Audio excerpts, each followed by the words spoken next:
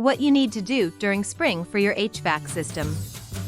Spring is the best time to have your heating and cooling unit checked by professionals. Heating systems must be cleaned while cooling systems need tune-ups before summer kicks in.